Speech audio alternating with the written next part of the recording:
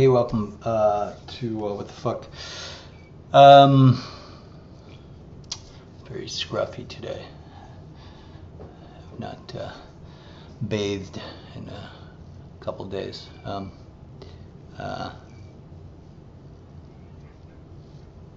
Been in the hole trying to finish a script. I have very fancy glasses. See my very fancy readers. I just find readers all over the house and they become mine. I'm sure these belong to my wife or nanny or somebody. So I posted a blog this morning. I haven't posted a blog in probably about a year.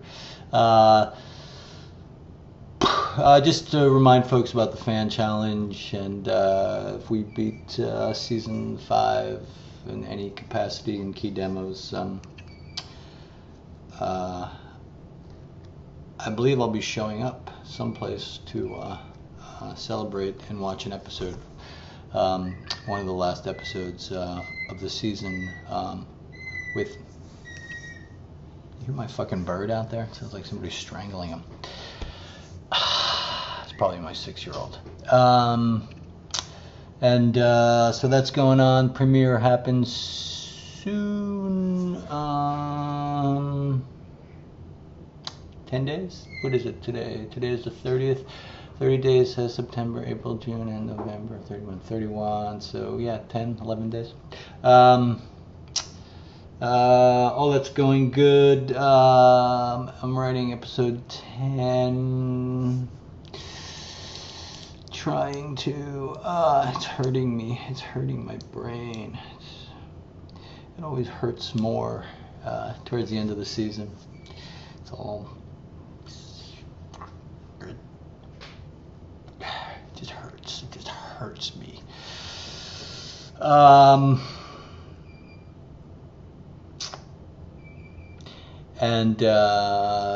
I'm writing 10, we're shooting 9. I just locked picture on 7. Critics have the first 3. That's the drill. Questions. First question, is that it? I think that's it. First question is from Liza with a Z from New York. Ask your question, Liza. I'll wait here patiently.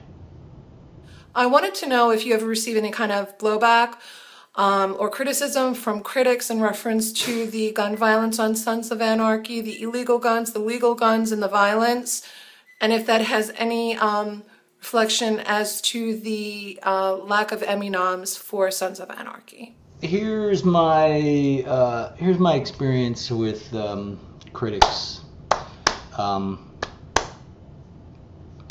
You know, at this point, everyone kind of knows what the show is, and I feel like we continue to deliver that show, meaning I feel like the quality of the show continues to be what it's always been, and in my opinion, high.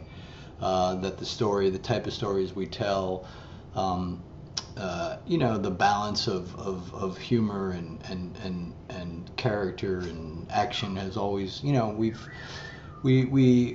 kind of know what the show is, and I feel like that's the show we continue to deliver to an audience. So my feeling is that the critics that have embraced that and understand what we're doing and get it, and by get it, I don't necessarily mean that people that don't like it, you know, it's beyond them. I just mean get it in terms of enjoy it and plug into it and see what it is we're trying to do.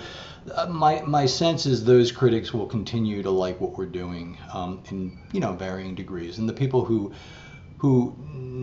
can't get behind the show won't. I mean, the show is not going to suddenly become a different show. We're not going to suddenly slow down and become Mad Men or a different show. It is what it is, and that's how the show will continue to service an audience. So that's where we're at, in my opinion, with critics. In terms of the blowback for the gun, I think I was a source of information, or at least opinion, in some of these recent gun tragedies, and because of, when people started laying, when the NRA, in all their infinite wisdom, decided that they couldn't take any responsibility for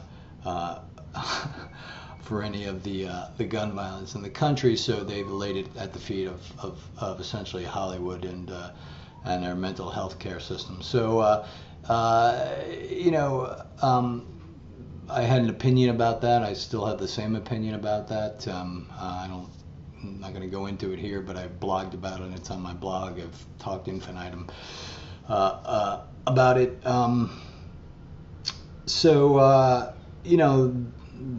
That blowback I will continue to get.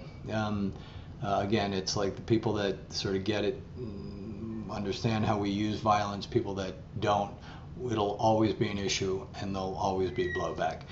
As far as does that impact, our Emmy, I don't know. I can list 1,000 reasons why I don't think we get Emmy nominations, and the truth is, at the end of the day, we don't get them, and perhaps we're not supposed to, and perhaps we're not worthy of getting an Emmy nomination, or whatever the qualifications are for an Emmy nominations. Clearly, we don't fulfill that, and it is what it is.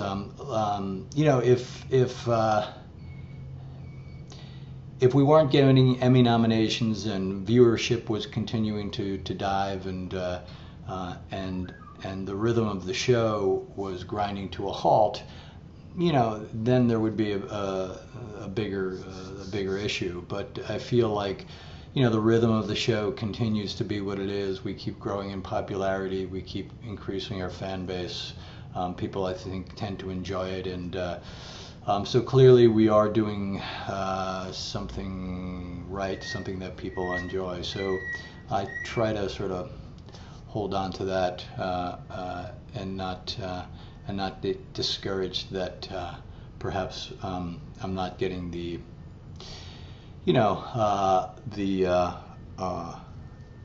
love and acceptance of my award-bearing peers. How's that? My next question is it's a Scottish lad. Where is he? He is Dave. Dave McLeod from Clan McLeod. Dave's a Scottish bloke. I guess that's a British bloke is British. Sorry. I'm fucking from New Jersey. What do you want? And I'll let Dave ask his question and see if you can understand it. Hey Kurt, so my question is primarily about Tommy Flanagan, that plays Chivs, who's probably my personal favourite character, but I'm biased because I'm Scottish. So, does he translate some of the words and phrases from English to Scottish? And the other characters, do they have input into the phrases their characters use as well? Or is it just a case of, here's your words, stick to the script, and everything's cool? Okay, cheers. It's a good question, Dave. I've tried, there's a time when I have gone to Tommy and we've talked about vernacular and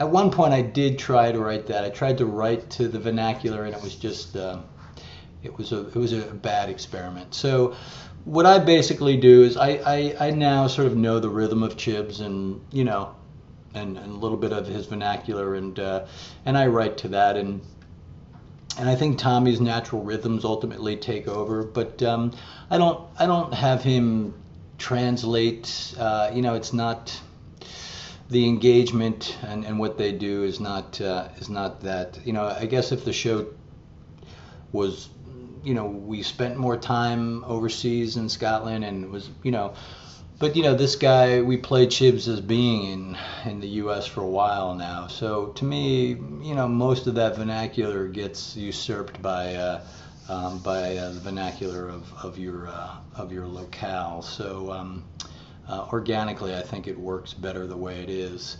Sometimes Tommy will have a difficulty with the rhythm of stuff, or at least that was the case early on, and he would ask me if he could change the phrasing of something, and he's sort of the one guy I really sort of allow to do that, just because it's a different rhythm, and but for the most part, I think now especially I kind of know what his rhythms are, and I try to feed that. I try to write to that, and I think it works best. But there was at one point there was a period of time where I was experimenting with the notion of writing in some more of that Scottish vernacular, or I forget what it was, but it just didn't work out very well.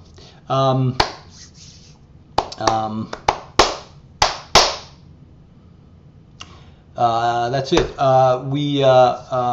We will continue. I'll probably try to do a Q&A again this week.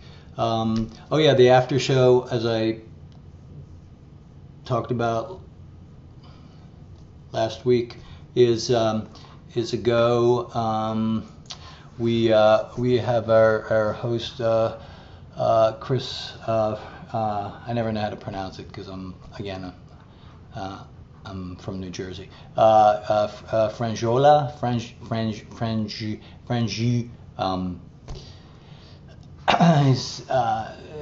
he's a guy from Chelsea lately.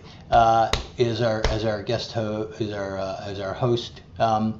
We are still locking down our first celebrity guest. Super fan. Not quite sure what that means. And it'll be myself and a couple cast members. I think. I don't think I'm supposed to say who yet, so I will not.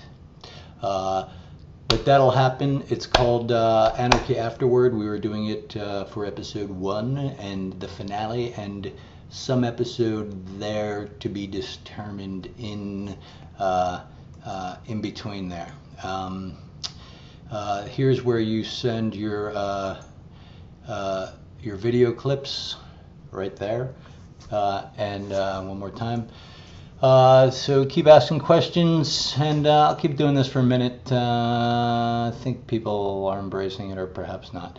And me and my fancy glasses, my fancy look, they're diamonds.